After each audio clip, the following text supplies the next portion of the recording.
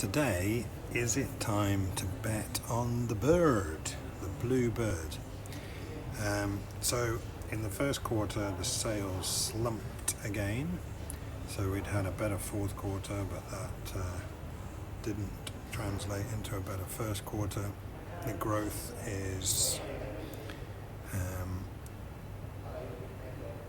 minus 9%, so it's well below our forecast. It's the fourth negative growth quarter. That's quite a recession, and the taxi is at minus 11%.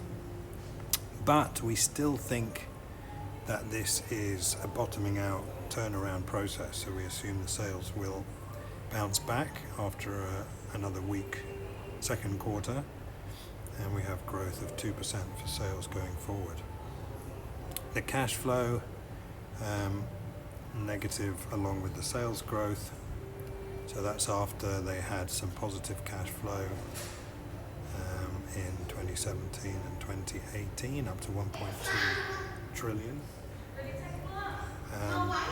With our sales growth and assuming that this investment spending slows down, we get a positive 164 billion of cash flow over the next 12 months.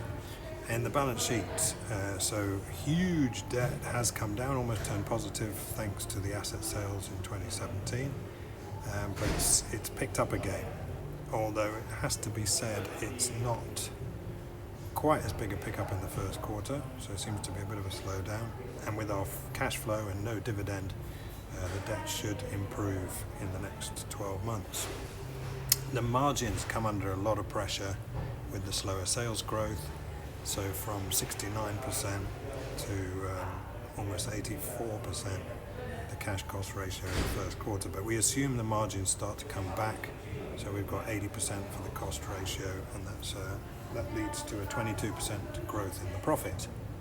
So in valuation, that's our free cash flow with the lower investment spending, using our 1.6 and a discount of 50% because of the debt and the slow growth, gives us a target price of 2,000. So a little bit of upside.